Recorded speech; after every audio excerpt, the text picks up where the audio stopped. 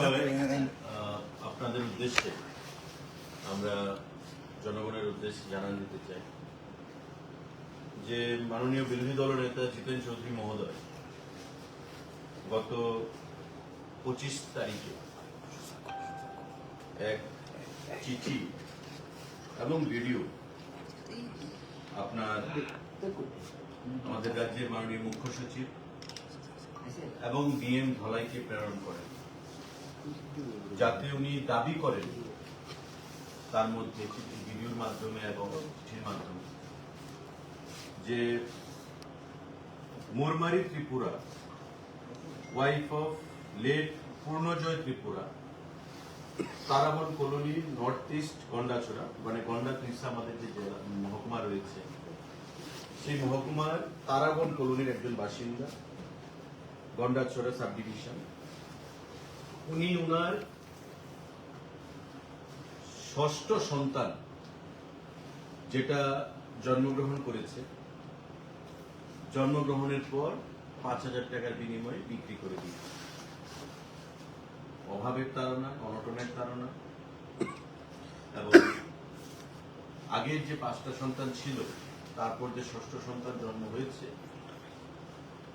সেই ষষ্ঠ সন্তানের যে বিক্রি জন্মের পর সেটা প্রমাণ করে রাজ্যের সুশাসন সে বলে উনি মাননীয় মুখ্য সচিবকে চিঠি লিখেছেন, ভিডিও পাঠিয়েছেন। ওনারা প্রতিনিধি দল সেখানে ভিজিটে গেছেন, ধলাইয়ের ডিএম কে চিঠি পাঠিয়েছেন, ভিডিও পাঠিয়েছেন, এবং প্রয়োজনীয় ব্যবস্থা গ্রহণের জন্য উনি বলেছেন, দাবি জানিয়েছেন। আপনি জানেন যে আমাদের মাননীয় মুখ্যমন্ত্রী এ সমস্ত বিষয় নিয়ে বরাবরই সংবেদনশীল। এ সমস্ত বিষয়ে সবসময় উনি আন্তরিকতার সঙ্গে রাজনীতির ঊর্ধ্বে উঠে এই জিনিসগুলো নিয়ে উনি ডিল করেন এবং প্রয়োজনীয় পদক্ষেপ যথাসময়ে উনি গ্রহণ করেন। কিন্তু আমরা যখন খোঁজখবর নেওয়া হলো সরকারের তরফ থেকে, মাননীয় মুখ্যমন্ত্রীর নির্দেশে, মাননীয় মুখ্য সচিবও সেখানে নির্দেশ দিয়েছেন ডিএম ধলাইকে, দেখা গেছে যে উনার এই মোরমারি ত্রিপুরা, যার স্বামী গত 6 মাস আগে স্বর্গবাস হয়েছে, গত হয়েছে, উনার যে বড় ছেলে 19 বছর বয়স, ব্যাঙ্গালোরে কাজ করে। দ্বিতীয় মেয়ে 18 বছর বয়স, ম্যারিড, বিবাহিত। তৃতীয় সন্তান 15 বছরের কন্যা, ক্লাস 7-এ পড়ে, দুর্গাপুর হাই স্কুলে। চতুর্থ সন্তানের 12 বছর বয়স, ক্লাস 6-এ পড়াশোনা করে, এবং পঞ্চম যে সন্তান 9 বছর বয়স, সে তারাবন কলোনি এসডি স্কুলে 3rd স্ট্যান্ডার্ডে, মানে ক্লাস 3-তে সে পড়াশোনা করে। তার স্বামী লেট পূর্ণজয় ত্রিপুরা, গত 6 মাস আগে তার স্বর্গবাস হয়েছে, তার মৃত্যু হয়েছে। তো অলরেডি তার 5টা সন্তান রয়েছে, যার মধ্যে ব্যাঙ্গালোরে একজন চাকরি বা কাজ করে, একজন মেয়ে বিবাহিতা, আরেকজন বা বাকি প্রত্যেকটা ছেলে মেয়ে পড়াশোনার সঙ্গে যুক্ত রয়েছে। এবং এই ঘটনা ডিএম ধলাই থেকে খোঁজ খবর নিয়ে জানা যায় যে আমাদের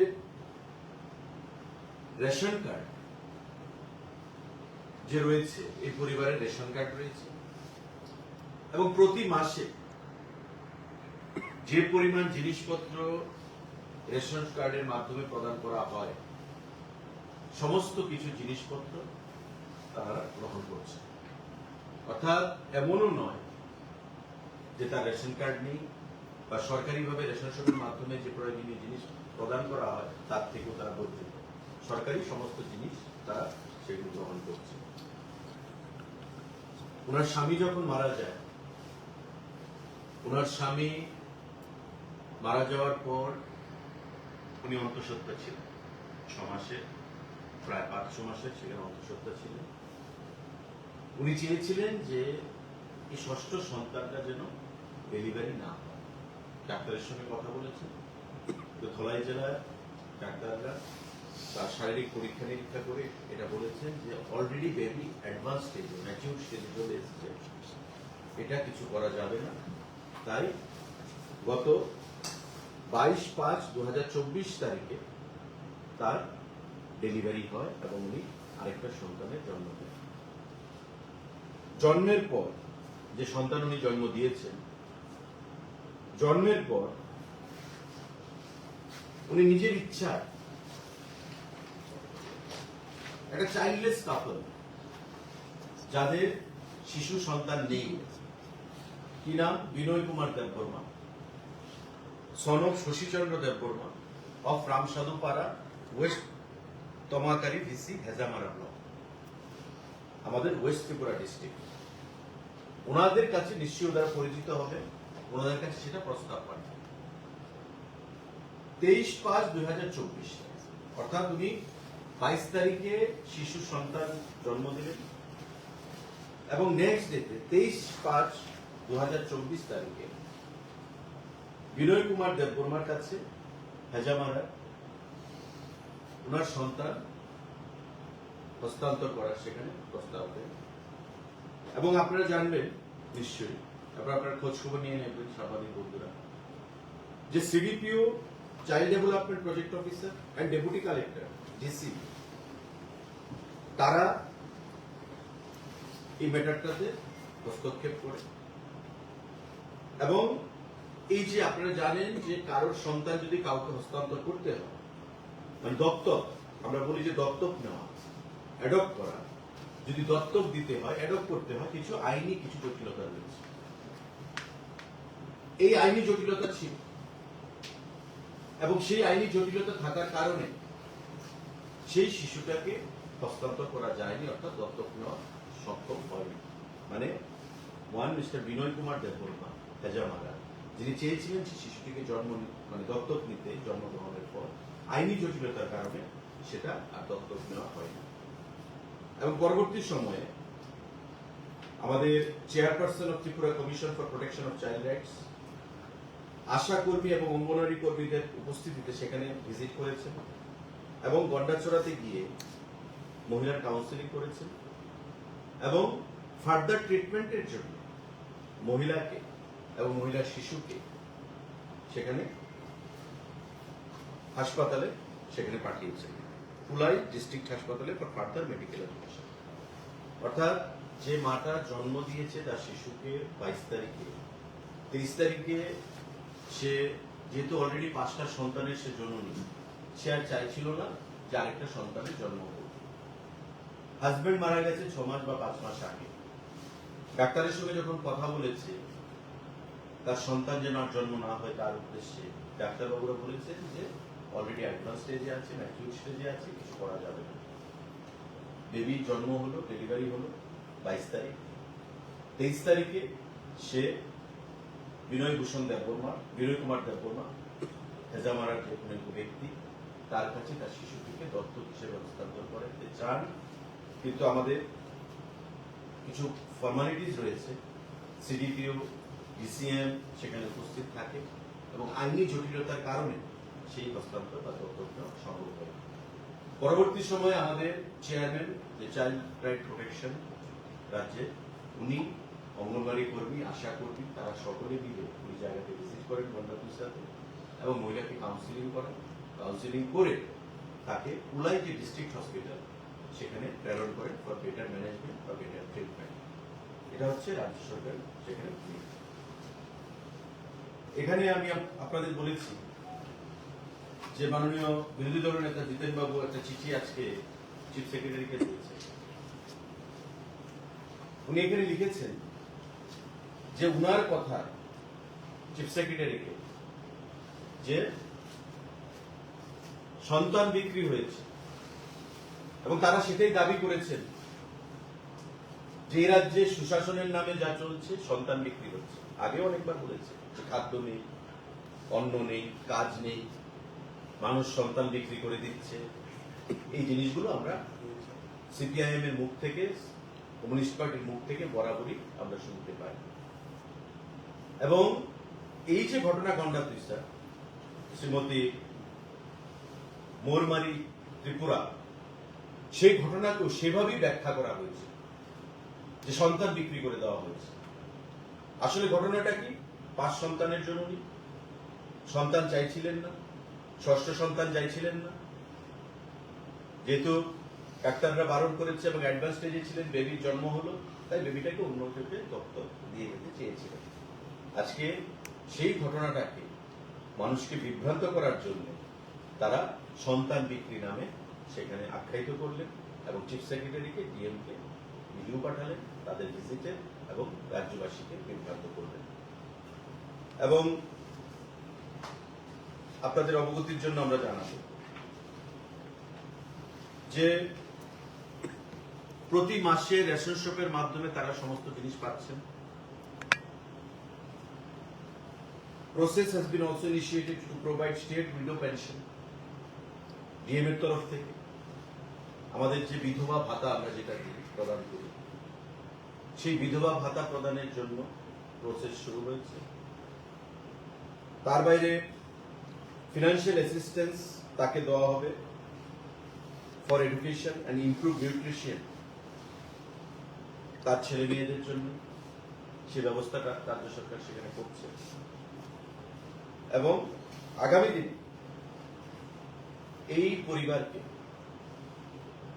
5 সন্তানের যিনি জননী, তাকে সমস্ত ধরনের গভর্নমেন্ট ফ্যাসিলিটি করে দেওয়া যায় সেই বিষয়ে রাজ্য সরকারের বক্তব্য রয়েছে।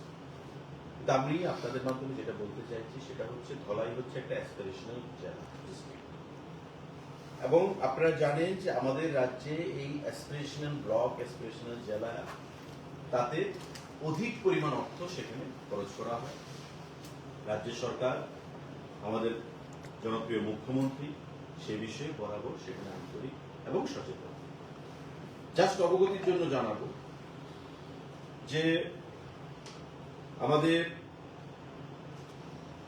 Health, nutrition, education, agriculture, water resource, financial inclusion and skill development, এই জেলাতে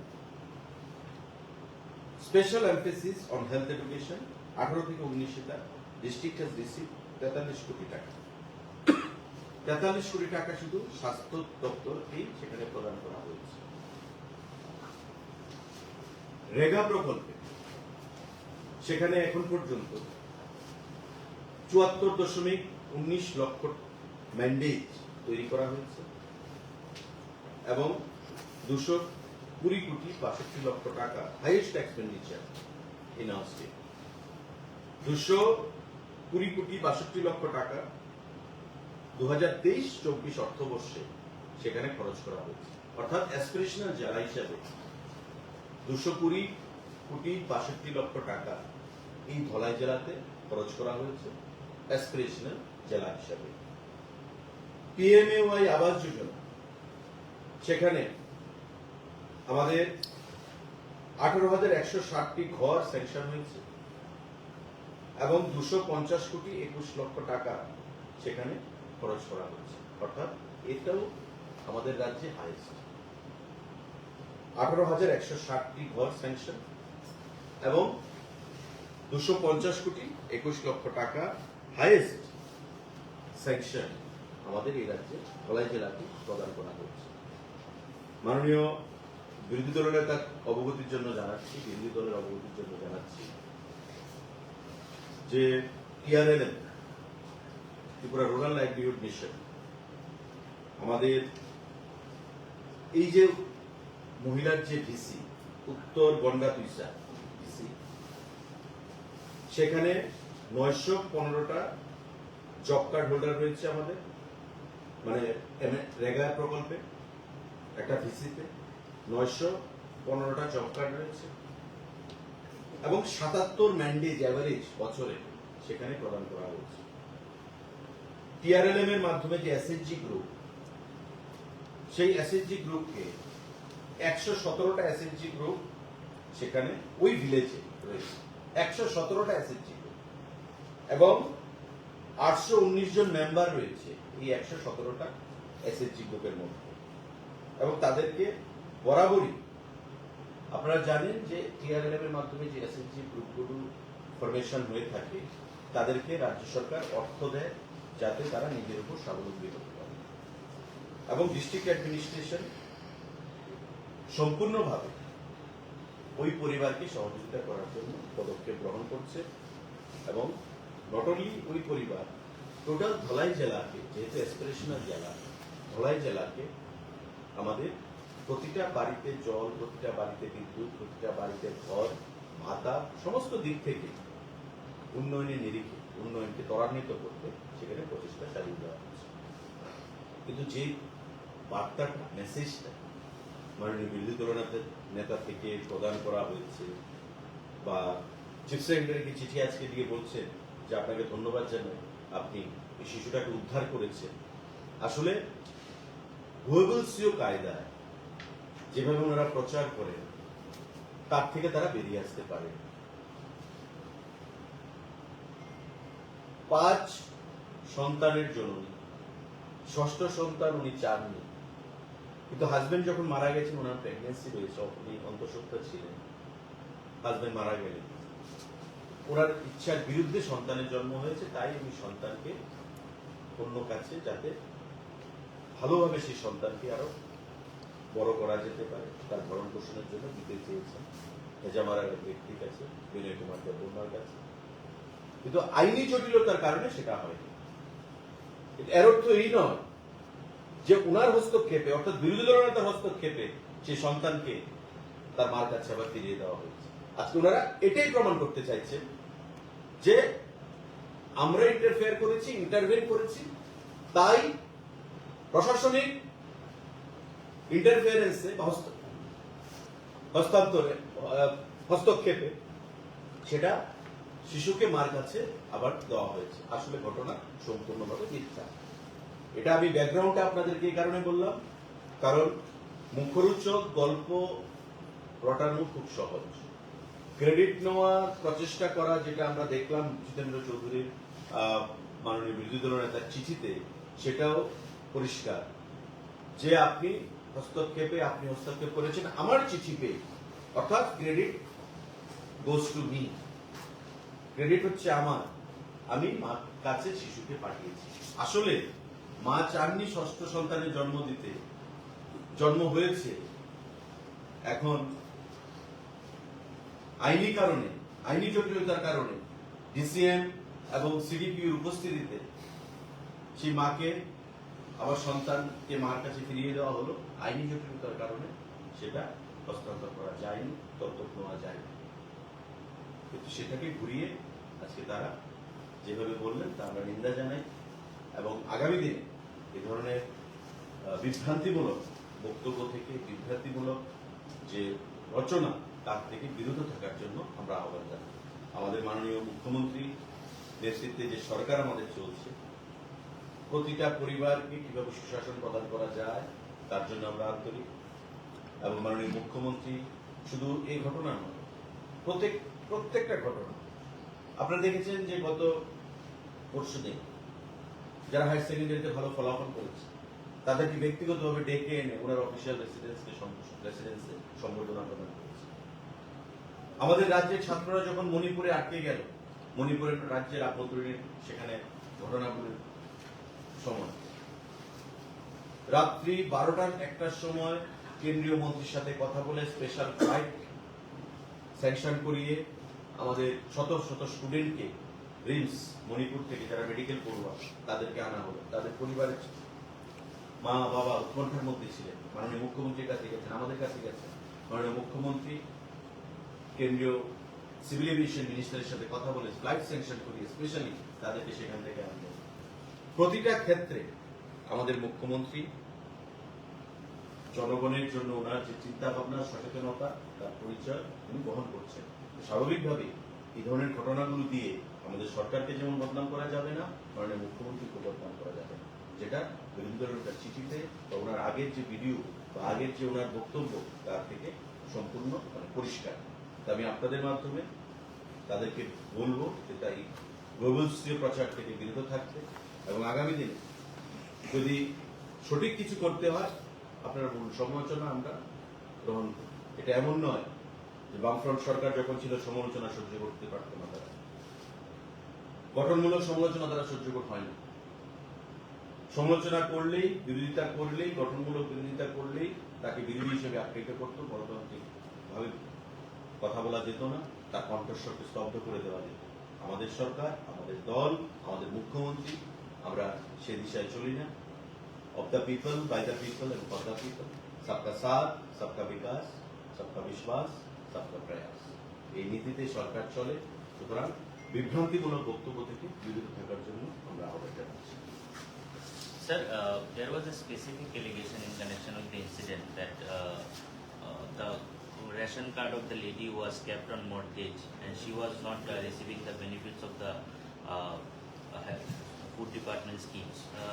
Do you have anything to say on this? I have categorically stated here during my discussion now that I am uttered everything on factual ground.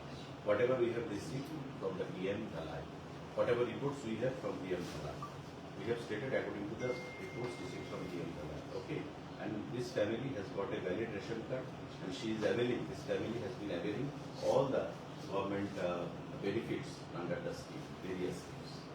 I don't know from where they have collected such concocted news. Sir, তাদের একটা অভিযোগ যে পাহাড়ের অঞ্চলে খাদ্য, বিদ্যুৎ সব পরিষেবা একদম পুরো স্তব্ধ হয়ে আছে, যার কারণে পাহাড়ের মানুষ কাঁদছে, যার কারণে আজকে এই পরিস্থিতি যে বাচ্চা বিক্রির পর্যায়ে চলে গেছে, এবং ঠিক 5,000 টাকা উল্লেখ করেছেন। এটা কি আপনার মনে হয় যে সম্পূর্ণ মিথ্যা? এটা যে টাকার অ্যামাউন্টটা তুলেছিল, টাকার অ্যামাউন্টটা এটা তাদের প্রেসক্রাইব, আমরা বলি না প্রেসক্রাইব ফরম্যাট আছে, এটা তাদের রেডিমেড তৈরি থাকে যে 5,000 টাকায় সন্তান দিচ্ছে। ত্রিপুরা রাজ্যে বামফ্রন্টের সরকারের সঙ্গে আজকে আমাদের সরকারের তুলনা করে ম্যালেরিয়া রোগে লোক মারা যেত, কলেরা হয়ে লোক মারা যেত, সন্তান বিক্রি হতো তাদের সময়, মেনিঙ্গোকক্কাল বলে মেনেঞ্জাইটিস রোগ, কাঞ্চনপুর, ধলাই, গন্ডাছড়া, আমবাসা, এই প্রত্যন্ত এলাকাগুলোতে দেখা যেত। আজকে সেখানে উন্নয়ন, ন্যাশনাল হাইওয়ে, জল জীবন মিশন, প্রধানমন্ত্রী আবাস যোজনা, সরকারি ভাতা, সেই জিনিসগুলো পাচ্ছে। আমরা এটা বলি না যে ওভারনাইট রাতারাতি আমরা পরিবর্তন করে সারা রাজ্য থেকে দারিদ্র দূরীকরণ হয়ে যাবে, কিন্তু পার ক্যাপিটা ইনকাম, রাজ্যের জিএসডিপি কি ছিল, আজকে জিএসডিপি কোথায়, পার ক্যাপিটা ইনকাম আগে কত ছিল, আজকে পার ক্যাপিটা ইনকাম কত হয়েছে, সেই জিনিসগুলো চিন্তা করতে হবে এবং সেটা দেখে মনে হয় তাদের কথা বলা উচিত।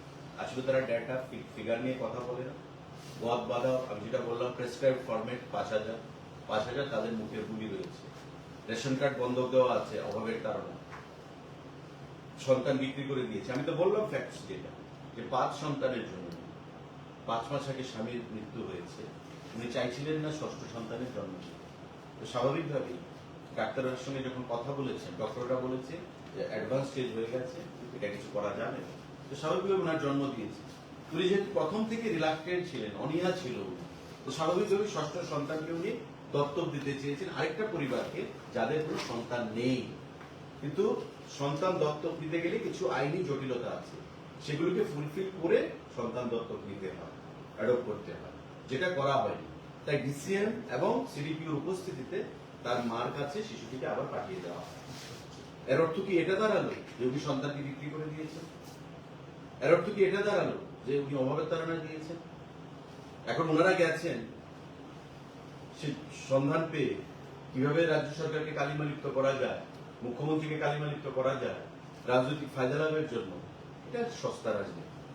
এই সস্তা রাজনীতি দিয়ে মানুষ বিভ্রান্ত হয় না এবং আগামী দিনেও বিভ্রান্ত হবে বলে আমরা মনে করি। গতকালকে রাধানগরে একটি অনুবিশ্বাস ঘটনা ঘটেছে, দপ্তরের যারা কর্মকর্তা রয়েছেন তাদের সঙ্গে বৈঠক করেছে, মূলত কি নির্যাস বেরিয়ে এসেছে? একটু এডিশন স্যার, মানে রাজ্যের অনেকগুলি মোটর স্ট্যান্ডে এই ঘটনাগুলি দেখা যাচ্ছে যে সোসাইটির সাথে মোটর শ্রমিকের যে ইউনিয়ন আছে তাদের মধ্যে একটা কনফ্লিক্ট লেগেই থাকে। তো এই বিষয়ে দেখুন, এগুলো খুব ছোট ছোট ঘটনা।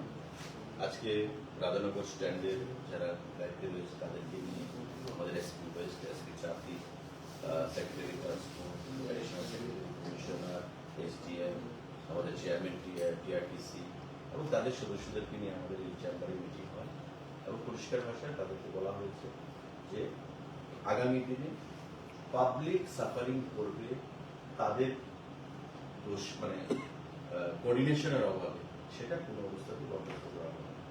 দপ্তর রয়েছে, খোলামেলা আলোচনার জায়গা রয়েছে, আলোচনা করুন, কথা বলুন।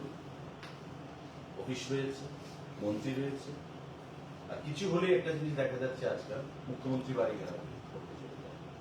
মুখ্যমন্ত্রী জিনিসটা এত চিপ নয়, এত সস্তা নয় যে যে কেউ ইচ্ছা হবে চট করে মুখ্যমন্ত্রী বাড়ি ঘেরাও হবে। গণতন্ত্রের সে অধিকার রয়েছে, কিন্তু একটা ধাপ পেরিয়ে একটা আলোচনা করুন, যেখানে দপ্তর রয়েছে, মন্ত্রী রয়েছে, দপ্তরের আধিকারিকরা রয়েছে, টিআরটিসি রয়েছে, এমডি রয়েছে, চেয়ারম্যান রয়েছে, তাদের সঙ্গে কথা না বলে মুখ্যমন্ত্রীকে গিয়ে বলছে আপনি জবাব দিন। এই জিনিসটা হবে না। আর ছোট ছোট বিষয় নিয়ে গাড়ি বন্ধ করে দেওয়া হবে, রাস্তা অবরোধ হবে, সেই জিনিসটা আগামী দিনে একদম মেনে নেওয়া হবে না। আমি আবারও বলছি, উইথ ফার্ম কনভিকশন বলছি, যারা এই ধরনের ষড়যন্ত্র করবে প্রয়োজনে তাদেরকে লাঞ্ছিত করা হবে। পরিষ্কার, কোন অবস্থাতেই পাবলিক সাফারিংস আমরা মানব না। জনগণের হয়রানি হবে, এই কোন ধরনের জিনিস আমরা আগামী দিনে সেখানে সাপোর্ট করবো। পরিষ্কার। স্যার, দুদিন এখন ঘূর্ণিঝড়ের কারণে আমরা দেখতে পাচ্ছি যে পরিস্থিতি Since you are also the food minister, what is প্রায় the সময় আমরা present দেখি of- স্যার এই সময় কিছু কিছু অসাধু ব্যবসায়ীরা আছে তারা জিনিসপত্র দাম বাড়িয়ে দেয়। এই বিষয়টা সম্পর্কে আপনি তাদেরকে কি সতর্ক করবেন? Regular raids are being conducted. All the malpractices which they intend to do will be dealt in strong hand. During many raids, fine penalty has been imposed by the officials. So this will not be given indulgence. And we have sufficient stocks of essential commodities. Few days back also I have reiterated the fact about the stocks of various essential commodities. And during this monsoon time also, I can finally give assurance to the people of our state that there won't be any problem or crisis or shortfall whatsoever when it comes to the supply of essential commodities, be it through PDS, public distribution system, through ration shop, or in the open market. There won't be any crisis at all. We are on the job. We are on the course. Thank you.